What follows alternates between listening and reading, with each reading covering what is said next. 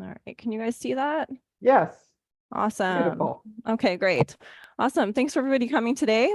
So yeah, like SG was stating, I'm a ninja realtor. I love everything about martial arts. It's been something that I have a passion for aside from doing real estate and working with people.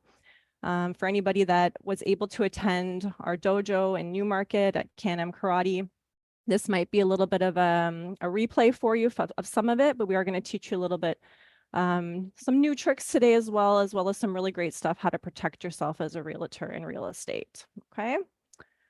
All right. So real estate, obviously it's a really fun job, but we all know that there definitely are some risks that come with doing this type of job. We go from one appointment to the next appointment. We're meeting all types of people.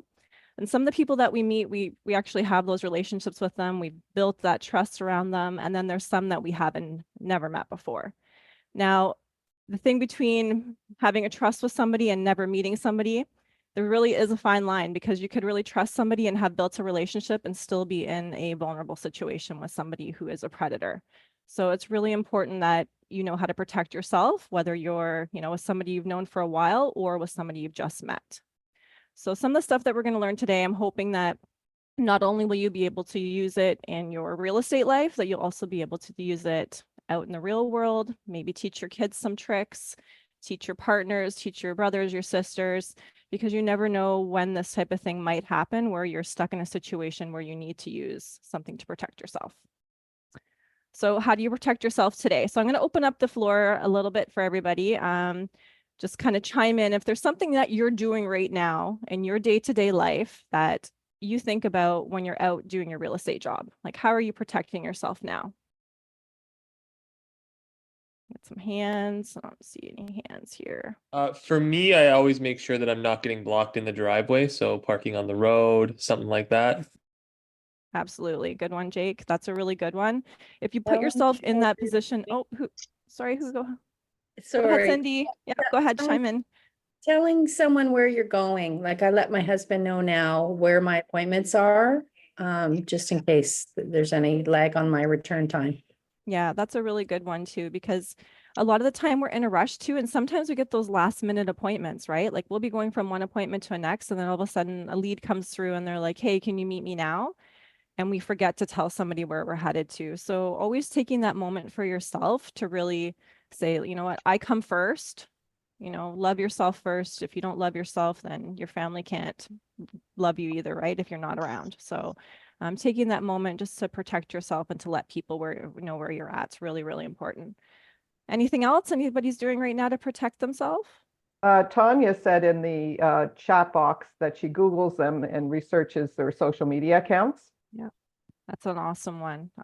Also, I think when you enter a house or enter a room, be behind them, not in front. So you're the one closer to the door. Yes, that's so good, Marina. Honestly, that's one of the big things and that's what we are actually, one of our self-defense moves that we teach is, when you're walking through a door, like if you go ahead of somebody, you're putting yourself into a vulnerable situation. You're putting your back to that person. You don't know what's going to happen. They could pull out a weapon. They could grab you. They could push you down a flight of stairs if you're leading them down the stairs. So it's really important that you're being, aware of your situation and not bleeding. Sorry, who was that? One girl, she's a martial arts instructor, so she's showing someone needs to go on mute. Yeah, sorry. I will find them. Just give me 1 second. That's okay. Here. Mute. Did that help? Yes. Anybody else have anything else they wanted to add to how they're protecting themselves today? No? All righty. All right, so obviously there are things that we can do to keep ourselves safe. So number one is always knowing your surroundings. So when I say that, I say like, if you have time, do the drive, go out there and take a look at where you're at. Get in that house a few minutes early if you can. Know where all your exits are in the house that you're in. That's really, really important because if you're, say you're upstairs in a house and somebody attacks you and you're running down the stairs and then maybe there's 2 attackers and someone's at the front door, you need to know where there's an alternate exit to get out of it. That's my biggest one for anybody, anywhere you are. That's whether you're working in real estate, that's whether you're out, downtown or in a place you don't know, somewhere with your kids, just always watching your surroundings. You never know who's around you and who could be a predator. especially with your kids. You don't know if somebody's going to grab them right off the street in front of you. Take a buddy or a friend. So if there's somebody that, that you trust, in real estate that you work with, maybe you don't have somebody available that in real estate that you work with, but you need like your husband or somebody to come along with you to an appointment to sit in the car and just wait and see what's going on. I've seen that happen. I've seen realtors pull up with their spouses in a vehicle before, when I was a client. So it's important, just making sure that you have somebody that knows you well and that you can ask to help you out if you need to. I think Cindy mentioned this one, always telling a friend or buddy where you will be. That's so, so important. Always, like, even if you have that tracking on your phone, like where you can send your family, where you're at, you guys can share your location services with each other. It's important. And then, like Jake said, park your car outside of the driveway and having a safe word. So if anybody does not know, JJ team, our safe word is pineapple. So if you ever come into our JJ team chat or any of our chats and you type in the word pineapple or you send a pineapple emoji, some of us are going to know right away. And I hope all of you now know that pineapple is our safe word and that you're in trouble. So hopefully at that point you will have told a friend, a family member, somebody where you're at so that JJ, SG, anybody who's in the chat that sees it can say, listen, we need to figure out where that person is right now and help them. Okay. And like always, you should always just do this anyways, because I know fashion's lovely, but I mean, always wear comfortable shoes, guys. You don't want blisters. I've seen it. It's happened to me. So just wear comfortable shoes so you can run and get away from any situation that you're in. And if you are wearing those nice fashionable high heels or something, use it as a weapon. It's always a good weapon. I like SG likes that one. All right. And Poke, poke, poke. poke, poke, poke, right? Go for the eyes. All right. So red flags. So how can we, determine red flags when we see somebody? Is there somebody want to throw something out there that might be a red flag when you meet somebody for the first time, or maybe you haven't met them yet and all you're doing is having conversations through text message, maybe through email, and they're wanting to set up an appointment with you? Can you think of any red flags that come up that make you kind of go, I don't know about this person? Are you posturing? Like if it's weird in any way or like fidgety behavior? Yeah. I think a big one is like if you're not sure about somebody and you're meeting a man and you say, oh, my partner is going to be coming with me, or I have somebody else joining me today, and then all of a sudden they're like, oh no, I can't make it, or oh, can it just be the two of us, right? So things like that, like if somebody just wants to put you in a situation where it's just you and them and they're not open to other people being there, then I would take that as a red flag. There's something going on there, because there shouldn't be any reason why they wouldn't be open to somebody else joining the conversation, especially if it's to assist them in getting their real estate done and the transaction through, right? So there's no reason why they wouldn't want you to be with someone else. I think another big one is just when you actually do meet the person, I think body vibes are really huge. Like, just if you're feeling yucky, like if just having that feeling, don't second guess yourself. Our intuition's so important. It was given to us for a reason. I think it's a innate skill that each and every one of us has and that we should be using. If we're not feeling comfortable, there's nothing wrong with you saying to that person, you know what, I really don't feel well right now. I was actually driving over here and I think we need to reschedule this appointment if you have to. If you feel like you're in that situation where something doesn't feel right, don't risk it. It's never worth the risk. I've had people in the past, and I'll tell you guys a little personal story. So many years ago, my cousin, she used to work at Zellers, and she was working the late night shift, and they were just about to close up shop. And this one guy came running to the door and he was like, hey, oh, can I come in quickly? I just have to grab some diapers. And she was like, no, we're just about to close. And she had that weird feeling in her head. She was like, I don't know, like, should I let him in? Should I not? And she had the door like almost shut. And he's like, please, please, please, I just need diapers. I just need diapers. And so she was like, okay, just come in, fine, and let him come in. Now it was her and one other girl that was working, and she was closing up the cash office. And the guy ran down the diaper aisle. And when he got to the cash register, he actually pulled out a sawed-off shotgun and had it to her head and walked her to the door, where he then let in 3 of his other people that he had waiting in the parking lot. And they all had guns and weapons on them as well. They robbed the Zellers of all the money in the Zellers. They rifled the store for things and got away. Now, thankfully, my cousin was never hurt in that situation, but to this day, she always says, I didn't trust my instinct. I knew something was up. I could tell, I could just feel it off of him. And even though he was saying, you know, it's for diapers, it's for my kid, he had a sweet story, she always thinks about that like she still has nightmares about it. And she says, you know, I'm so stupid. I should so stupid. I should have just trusted myself. So never underestimate yourselves, guys. You're smart people, you know, you're intelligent, you're bright, you're, you know, like just trust yourself. Okay. All righty. So how else can we protect ourselves? Let's learn some self-defense, right? I think that's the biggest thing that we can do is, aside from just being aware of situations, who we're talking to and things, we also need to make sure that we learn some self-defense techniques. And even if it's one technique you learn, it's so important because at least you know one thing that you can do to protect yourself if something happens. All right, so first we're going to learn about the front choke defense. So we're going to teach you just a couple tricks today. If any of you follow me on social media, you'll also get an opportunity to watch more tips and tricks. I posted some already with the lovely Courtney Carroll. We've done some stuff together. I'm so blessed to have her and SG and Michelle out to help on that day in the dojo to take some filming. So we're going to learn how to do the front choke defense. Okay, so first off, I'm going to show you how it's done and how it looks in real life. Courtney and I are then going to break it down.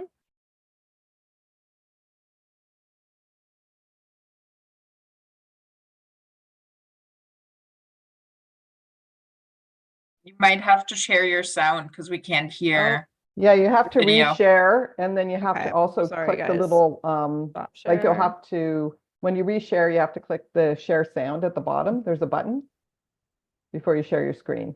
You have to make sure that's. Share sound. Yep, I see it. Okay, let me replay that. Let me know if you can hear it with a thumbs up.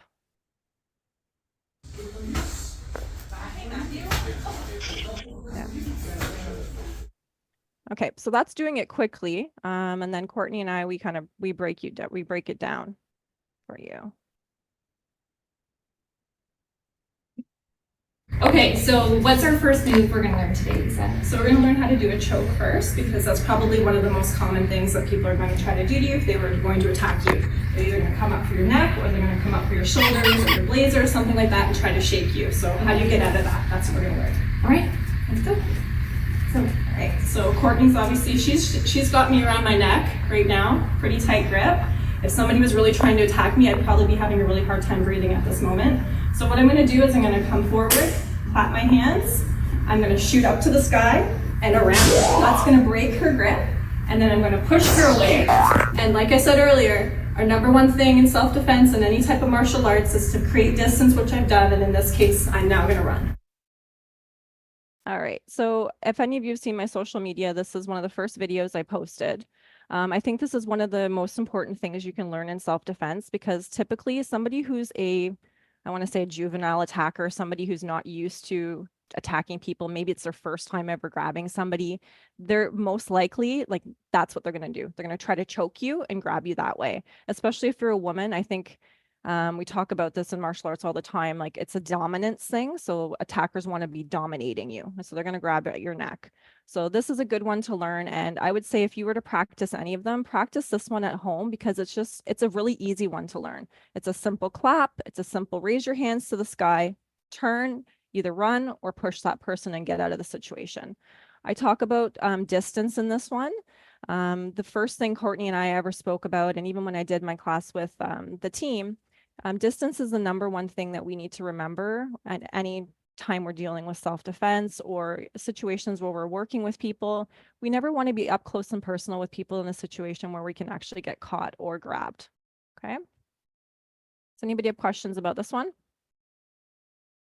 No? Good. All right. Okay, so what's our first move we're going to learn today? Sorry. Now we're going to learn about rear naked choke. So this is the one when we are not thinking and we are leading a person through the room. We forgot and we went ahead of them and we start showing them all the beautiful features of a house, or maybe we decided we're opening up the lockbox and our back is to them, or maybe we're opening up the door and we're putting a key in the door and our back is to them. This happens a lot where we're in a situation like that, or maybe we just bend down to go into our purse or a briefcase or something to grab paperwork.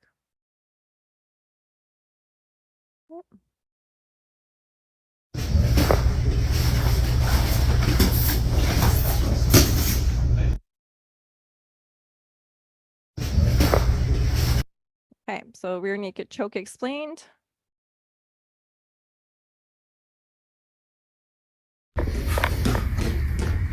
Hey, give me your lockbox. No way. So I'm gonna get out of the situation. What I wanna do is grab with both hands. I'm gonna step to the side to create some distance. I'm gonna elbow my assailant, stand up straight, come in behind them with a chicken wing hold. And again, the number one thing we wanna do is create distance. So I'm gonna push them away so that I can run.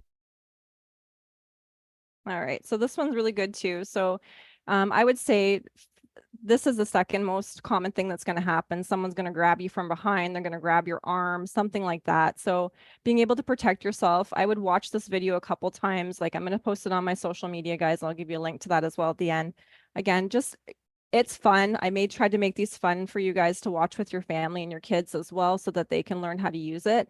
And not only just, you know, in real estate, but your kids get bullied a lot at school, most likely. Like kids are not nice nowadays. So that's one of the biggest things that our dojo does, is deal with kids coming in or getting bullied. So if they know how to do a few things to protect themselves as well, then you know you're giving your kid that upper hand if they need it.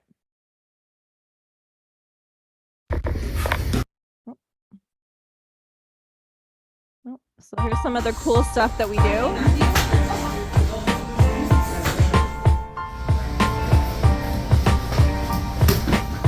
gonna go roll fight position. Extend your hands up.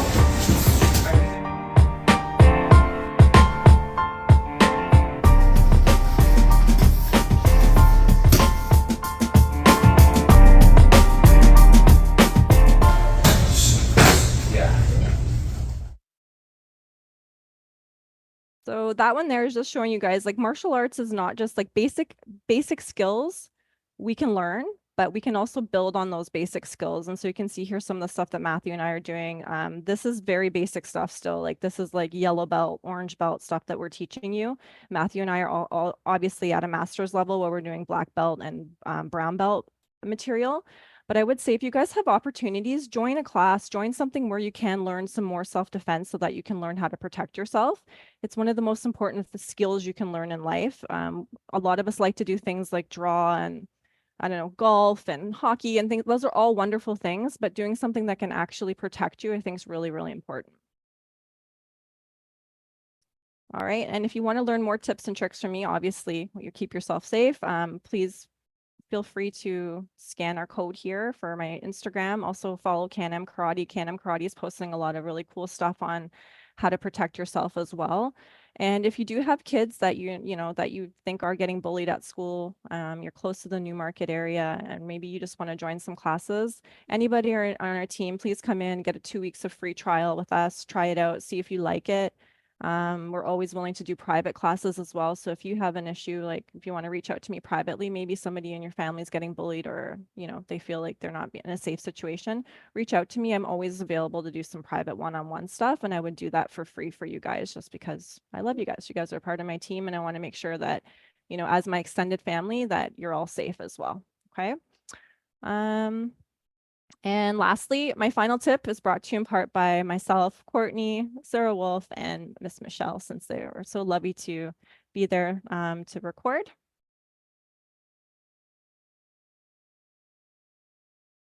The general rule of thumb, if you're going to a showing or meeting with a client you've never met, you don't want to let somebody in who's wearing a balaclava and has a knife and a gun. So keep that in mind. All right.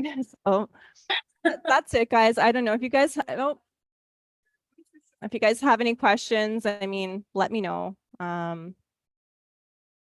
was amazing. Now everyone's gonna know how to kick butt. It was so great. Yeah, it's hard to teach martial arts through a screen. So that's why I say, if you're whatever town you're in, join a class, join something. Any community center will have something for you. And like I said, come to Can-Am Karate. We'll teach you how to protect yourself, protect your family, protect your kids. Okay.